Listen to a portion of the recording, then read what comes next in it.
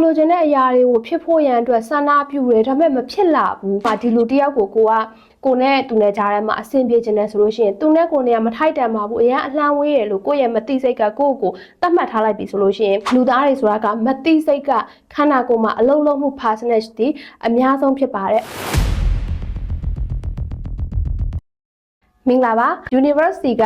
ဆွဲဆောင်ခြင်းနေရာမှာတွေနဲ့ကိုလိုချင်တဲ့ဖြစ်ချင်တဲ့လိုအင်ဆန္ဒတွေပြေဝဖို့ကိုကစူးစမ်းနေတဲ့ manifestation တွေလုပ်ပြီးတော့ကိုယ့်ရဲ့စိတ်ထဲမှာကိုဖြစ်ချင်တဲ့အရာတွေကိုဖြစ်အောင်လို့ကိုကပုံဖော်ယူနေတယ်ဒါပေမဲ့ကိုဆန္ဒပြုတဲ့အရာတွေက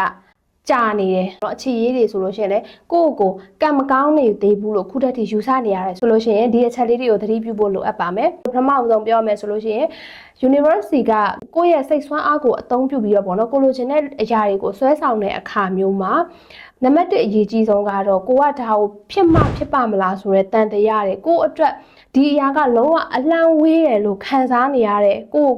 အဲ့လိုမျိုးအတွေးတွေကိုလုံးဝဖယ်ထုတ်ရှင်းလင်းဖို့အရန်ရည်ကြည့်ပါတယ်နောက်တစ်ခုအနေနဲ့ပြောရမယ်ဆိုလို့ရှိရင်ပေါ့နော်ကိုကဒီအရာနဲ့လုံးဝထိုက်တန်တယ်ဆိုတဲ့ frequency value တစ်ခုဥပမာအနေနဲ့ပြောမယ်ဆိုရင်ဒီအရာကိုဖြစ်နိုင်တယ်ဆိုတဲ့စိတ်ကိုယ့်အတွက်ယုံကြည်ချက်တစ်ခုလိုပြောတွေးပြီးတော့နေတိုင်းအဲ့ဒီစိတ်ရနေတဲ့ပုံစံမျိုးကိုကျင့်ယူပါအဲ့တော့အဲ့ဒါက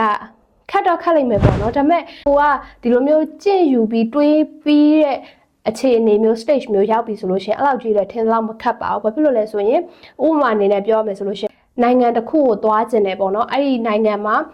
ရောက်နေပြီအဲ့ဒီနိုင်ငံမှာကိုကဘယ်လိုမျိုးပျော်စရာတွေကိုသွားကျင်တဲ့ဘယ်နေရာတွေကိုကိုကရောက်ခဲ့ပြီးဆိုတော့အတိတ်ကဖြစ်ခဲ့တဲ့ပုံစံမျိုးစိတ်နဲ့နေတိုင်းကိုကနေထိုင်မှုအရန်ရည်ကြီးပါတယ်နောက်တစ်ခုပေါ့နော်လူတယောက်ကိုပိုင်ဆိုင်ခြင်းနဲ့ကိုစိတ်ဝင်စားနေတဲ့သူနဲ့ကိုကချစ်သူဖြစ်ခြင်းနဲ့ပဲထားပါတော့ပေါ့ကိုကနေတိုင်းအဲ့ဒီသူနဲ့ချစ်သူဖြစ်ပြီးတော့သူနဲ့ပျော်ရွှင်စရာအချိန်တွေကိုကိုကမနေ့ကရှောက်လဲတယ်မနေ့ကဘယ်တွေသွားတယ်သူနဲ့ဘယ်လိုမျိုးအခိုက်အတန့် memories တွေဖန်တီးပြီးတော့သူနဲ့ကိုယ်နဲ့နှစ်ယောက်တစ်ဘဝတည်ထောင်ဖို့ရန်အတွက်အစင်းသင်းဖြစ်နေပြီဆိုတဲ့စိတ်မျိုးနဲ့နေတိုင်းနေရမယ်အဲ့လိုမှမဟုတ်ဘူးဆိုလို့ရှိရင်ပေါ့နော်သူပြန်ချစ်ဖို့ကိုကအဲ့လိုမျိုး manifestation တွေဒါစိတ်ထဲကဆန္ဒပြုနေတာတကယ်ကိုယ့်ရဲ့မသိစိတ်မှာလွှမ်းမိုးနေတဲ့အရာကြတော့သူပြန်ပြီးကိုယ်စိတ်ဝင်စားနိုင်မှာမဟုတ်ပါဘူးကိုယ့်ရဲ့စိတ်ထဲမှာလည်း သူနဲ့ကိုယ်နဲ့အလန်းဝေးပါတယ်အဲ့လိုမျိုးကိုယ့်ကိုပေါ့နော်ဖြတ်ချတဲ့အတွေ့တွေဒါ universe မှာဆိုလို့ရှိရင်လုံးဝ comment ပေးပြီးတော့ဒီຢာနဲ့အလန်းဝေးပါတယ်ဆိုပြီးတော့ကိုယ့်ရဲ့စိတ်ကလုံးဝကိုဖြတ်ချလိုက်တယ်လို့ပဲအဲ့တော့ဖြစ်ချင်လေးဝေးလေးဆိုတာမျိုးဖြစ်တတ်တယ်အဲ့တော့အဲ့ဒါတွေကိုအရန်ရေးကြည့်တယ်သတိထားရမယ်အဲ့တော့ယူရီကဗီဒီယိုလေးနဲ့အလုံးအတွက်မျှဝေပေးလိုက်တာပါအဲ့တော့ဘယ်ရာမှမခတ်ပါဘူးတဖြည်းဖြည်းအချိန်ယူပြီးတော့ကိုယ်စိတ်ကိုကြင့်ယူတယ်ဆိုလို့ရှိရင်ဘယ်ရာမဆိုကိုယ့်ရဲ့လက်ထဲမှာပဲ